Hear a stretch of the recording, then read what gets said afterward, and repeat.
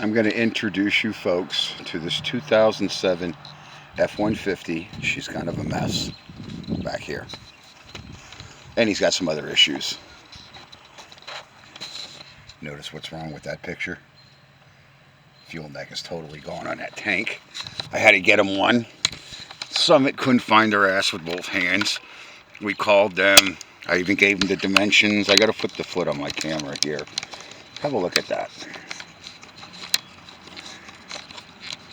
I'm going to show you some of the problem areas on these. Some of this, we're going to cut it out, or we're just going to box over it. Okay? These frames, like the joker that made the stupid comment to me about, you're not compensating for the torsional strength. It's tensile strength there, brain boy. I don't know where some of them folks come from. I know there's a guy on my channel. Hey, if I can get my camera on there. He's from Alabama. And I talked to him in person. Actually, he can't really read or write. He has to have his wife type in, and she misinterprets every now and then what he says. It's kind of funny because she's not educated either that well, but they're trying to do the best they can to fix their truck, and they watch a lot of my stuff because, like, hey, I tried it, that works for me. So I work either with 14 or 12 gauge of this Aluma steel. There is a technical name for it, and I keep forgetting that name because I've got my brain's filled up. When you get to my age, you get the gray hair, you got to worry about your teeth, your ass in the morning, whether everything's still functioning and it's still there when you wake up. That affects those things, okay?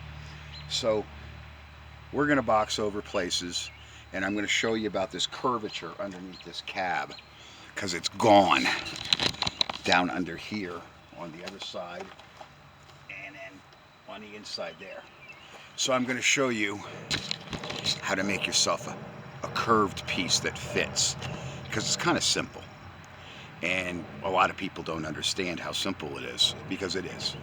And there's two ways you can do it if you want to. One guy that's on my channel, he was talking about how they hydroform, and years ago they had a couple technical names for hydroforming. And there's heated hydroform, there's cold induction, where they heat the steel and freeze it and then they stamp it.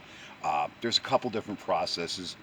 I'm most familiar with aluminum structures, semi-aluminum metals, different things like that from the aircraft carrier. We worked with a lot of that stuff, and a lot of that was a hot process, no cold involved. And as a matter of fact, when you're in the Mediterranean Sea or the South China Sea or just the South Pacific in itself, there isn't much room to freeze anything. Most of our food didn't last too long on board them ships. Refrigeration wasn't the best, freezing. But then when you got 1,000 guys or 2,000 guys eating in two different chow halls, you don't got to worry too much about spoilage. All right, let's get back on topic. So we have to take the exhaust out of the way here on this thing. In the meantime, I have another truck back, that big silver Ford, the one I fixed the dents in the side of it, and I'm going to try to actually fix the paint. I have the whole holiday here. I'm going to paint this Nissan over the holiday. I shut down. After tomorrow, I'm shut down, but I'm going to get this man's fuel tank and his new fuel pump, because what I tell people aggravates me is problems like that. Or you bring your truck and it's out of gas, like the other guy with that other silver Ford did. Or it has a dead battery, which his truck also had. Those are two things that really annoy Uncle Dutch, and it really kinks my slinky bad to try to get something done. Okay? So these manufacturers, remember what I told you, how they made China necessary? Everything's plastic garbage these days. Because it pretty much is. I got my old Cuisinart over there. I call it the queef and fart. That thing was 40 years old. I was out of my other house. I bought that. I had been in my 20s when I bought it. You know, I was used to things lasting. Today, everything's too light for heavy work and too heavy for light work, just like the trucks they're building. Okay? And I wanted to tell you people how that coincides with these data centers. Okay? They're basically, it's an Israeli spy. It's Israel and China. They're going to run our country from the inside with those data centers. See here, they're in Hazleton, Pennsylvania. They're offering every homeowner $10,000 to build their data center. We don't want it. I don't want your fucking $10,000. You keep it, okay? Just like your new trucks. You keep them. You enjoy it. You enjoy the money. You enjoy the truck, okay? I have trucks from the Renaissance era. They'll last me till I'm gone from this earth, but God bless you younger people unless you start fighting this stuff, particularly the data centers, okay? You young people have enough problems today, and you don't need them making more, because once they find out what you earn totally, okay, just like now, you apply for a mortgage, you apply for any type of credit. They want to know how much you earn, what your credit is. Okay, they want to know too much about you. That's why this country's no longer growing, because Israel controls every dollar from the top on down. And remember what I told you when they start problems, like they're going to start problems in your neighborhood. Oh, the data, these data centers. Oh, the cameras picked you up at a certain spot, and you were doing such and such a thing. You know, but that guy with the little small disc on his head that's sitting next to you, he goes to his buddy. Yeah, we'll cut him a break. The fine's not $5,000. Just give us $2,000. That's how that game's going to work. You're going to be imprisoned in your own country. I suggest each and every mother's son watch my videos. Remember what I told you. I worked for the DOD and I worked for Navy Intelligence. Okay, the DOD, that has offices next to GOD. Okay, that's the top guy. And they are not full of shit. And I want to tell you something, the Navy's scared shitless. Because once Israel has control of this country, they're going to have control of everything that we have in top secret weapon, defense weaponry. It's not going to be the same country. It's going to be an Israeli-run hell. Okay? I don't think Israeli foods are all that bad, but you got to think of why they brought all these foreigners into this country, to make these things necessary. Just like they give idiots that shouldn't have a driver's license a driver's license. So now they got to give you idiotized cars. You got to figure out where they're going with all of this, okay? Now, somebody has a drunk driving, shit happens. Even two, okay? But once you get into having a problem, okay, and sometimes it's related to where you live. Here we have a little bit of freedom, okay? Me, my friends, everybody has gone to the store, had a beer or two. It's just the way life works. But when you live in them big cities with the Gestapo there and they're pulling everything over with four wheels, or some cop don't like you and knows your vehicle, you got a lot of problems. Well, you feed into that these data centers and how many more problems you're going to have. Idyllic problems are developed by those think tanks, okay? This stuff is not plutonic. It's not just some guy's concept. This was an entire league of top thinkers in what they call a think tank that have designed this data center concept. And they're the ones that they designed the self-destructing truck, okay, with all these holes in the frame that are unnecessary. It's all unnecessary, but it's all to take away the longevity, just like they're out to take away your freedom, okay? This guy wants to keep this truck, okay, and he's into me for a couple of bucks already, and he might be in for a couple of more. It does manifest, okay? You cut something apart, you can't fix it the way you got to. You got to go to plan B. Remember what I told people? I'm the Hannibal Smith guy. I got plan A, I got plan B, I got plan C. I even have plan D. That's part of the maddening part of, I guess, the work that I did. You had to have an intellect to begin with to how to do that kind of work. And anybody that was intelligent that wanted to survive in that type of airframe and power plant, you had to have a couple different plans when something went south. It wasn't long ago when we dropped I don't know if that was a JCTE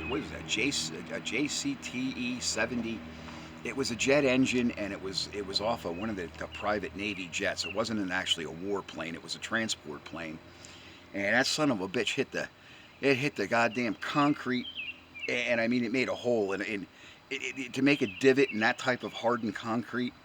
But it did. The chain snapped and everything, and the mount broke off where the chain was on there. So I had to think deep. I was the lead tech. Naturally, it was up to the adult in the room. And I said, well, here's one thing. We can take apart, there was part of the nozzle area, and then there was part of where the intake area was. And the metal was solid enough that I made plates, and I made that, you had angle iron and you had holes to put your chain through. And that's how we pulled it up and got it back on, because the factory mounts that were made to move that engine around and take it out, for service like it got, well, they didn't hold up. They broke. And subsequently it happened again, I guess, to another aircraft, and somebody copied my technique. That's part of YouTube, why I like YouTube. Because if I don't like my own idea and I don't like somebody else's idea, usually there's another idea. Beautiful part of YouTube. And that's why I share my stuff. So I'll get going on this Ford without boring you. I'm just going to show you the aesthetics of what I intend to do to it. Okay? Somebody's already put some patches here on it. It's like a patchwork quilt there. Right down there you can get a good look at that. That's a masterpiece there. But that's how the old timers fix shit. They didn't care whether the weld stuck as long as there was a piece of metal there over the hole. That worked. Well, that's sort of what we're going to be doing with it, but I am going to be critical. I bought 3/32 6011 rods, and I bought some 1/8 inch, which they're very similar, but I prefer what I get at the professional supply house. I get a rod that has a lot of flux in it. Flux, you can have a lot of room with your heat on a rod.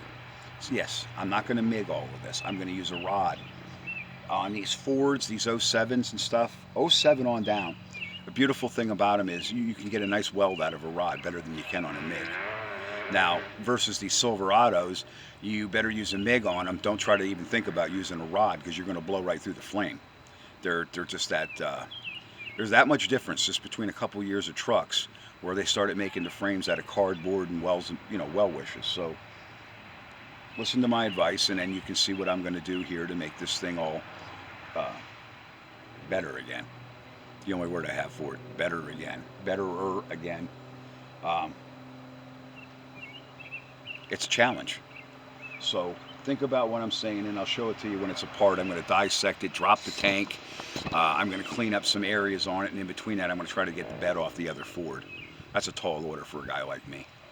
Thanks for watching my videos, and keep the comments coming, because a lot of you guys are spot on. But I'm just warning you about what they're up to with these new trucks and Ho Chi Minh and every device in that truck. They made trucks for almost 50 years that didn't have all that bullshit under the hood, and they all ran fairly well. We don't need all that underneath the hood. The only thing that does is make the peckerheads that wear those little discs on their head millions of dollars daily. But then the fact is, there's no techs to work on them. Every dealership got 1 or 2 sharp guys, and that's all they can afford to pay. It's not that they can't, they just can't afford to pay others. And there are not that many people that are educated. Even this newer stuff, I'm not even interested in working on it, okay? And there's a reason, and that's the reason. I don't want a spy center, and I don't want a TV set in my dashboard, okay? When I was a kid, I grew up with a loud stereo in my hot rods and loud mufflers, and that was enough for me. And at my age now, it's still enough for me. Now I got 2-way radios, I got military, I got handband. I'm a little more advanced because I have to have those things. Those are early warning devices for critical situations. And I don't want critical situations underneath the hood of my vehicle. Look, thanks for watching my videos. I'll keep you posted on this Phantom Menace of a Ford. I even hate saying the F word. The Ford word. F word.